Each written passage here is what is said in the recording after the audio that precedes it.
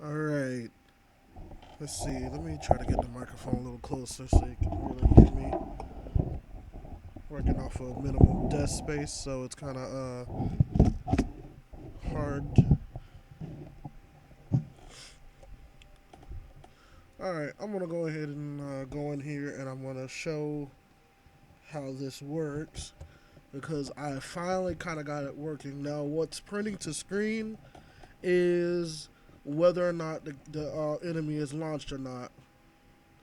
So what I'm gonna do is I actually have the button C set up to play a special animation that has anim notify for when to launch the character into the air.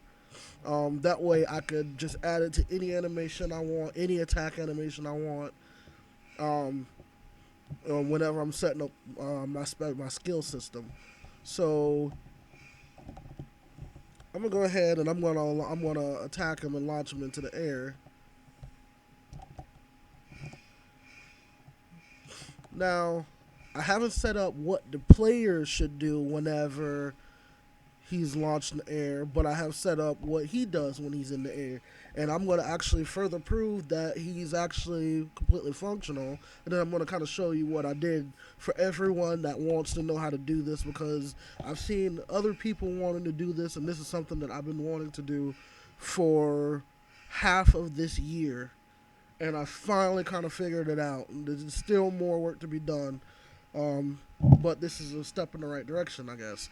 Um, so I have another button set up so that I can launch him in the air without attacking him, and can kind of watch it. I'm gonna put this right here, and here we go.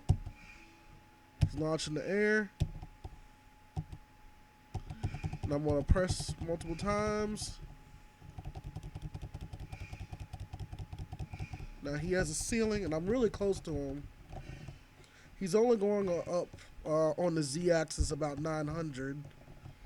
I'm gonna step back right here.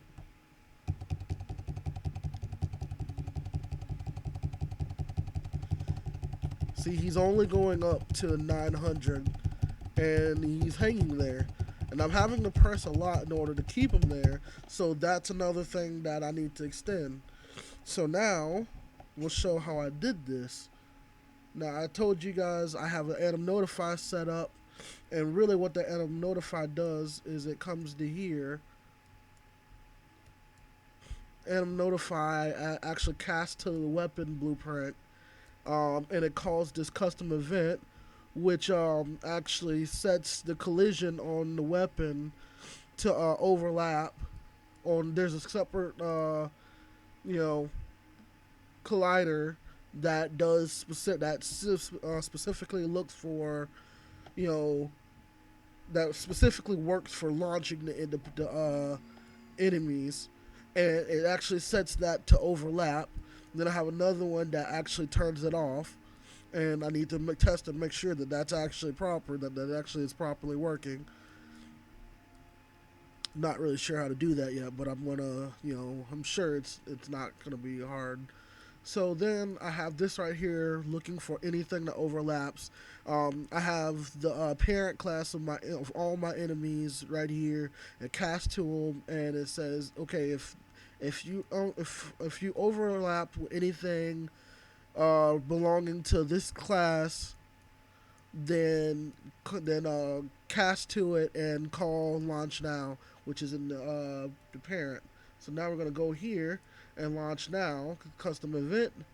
I have this right here to just kind of let everything know that okay, the enemy is now launched in the air.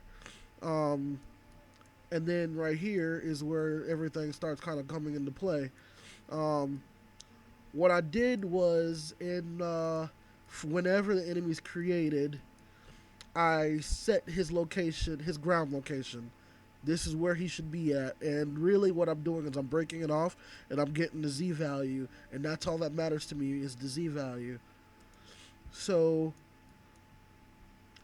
what I'm doing is I'm trying to find out. Let's see.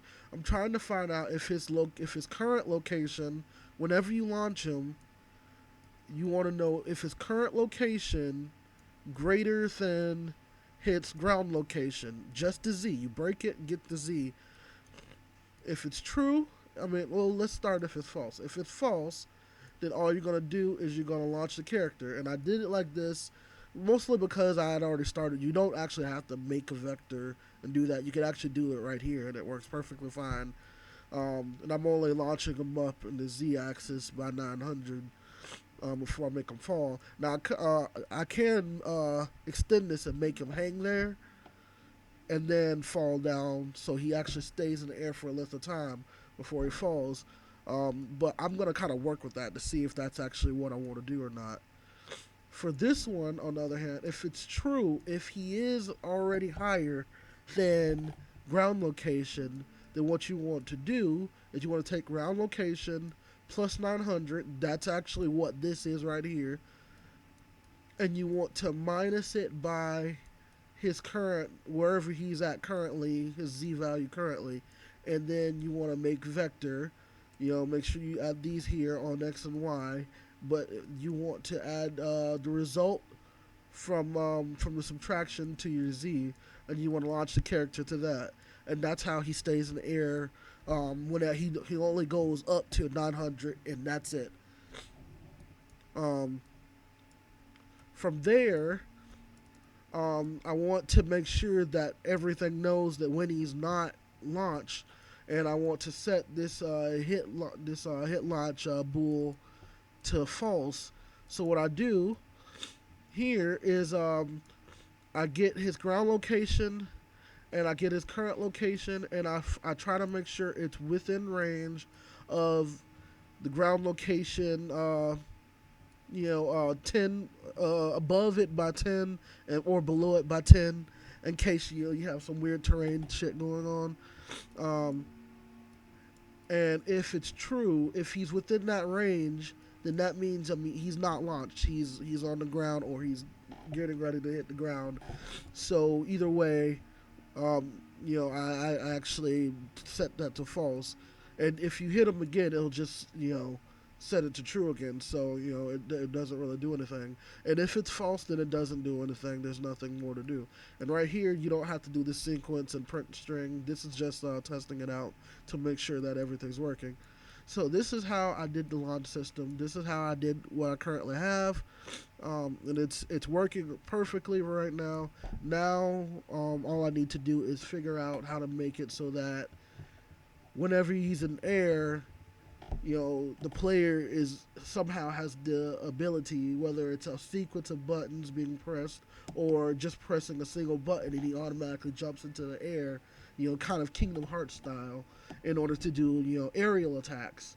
And the big thing with that is being able to calling this over and over again while he's in air, and keeping them kind of even in air. So that's what I'm working on now. I'm sure I'll be able to get it maybe within maybe by the end of tonight or by tomorrow. I'll be able to figure it out. But yeah, this is how I'm doing it so far. If this helps you out or you have anything that can help me out extend this, please let me know. I'll be absolutely grateful about it. Thank you.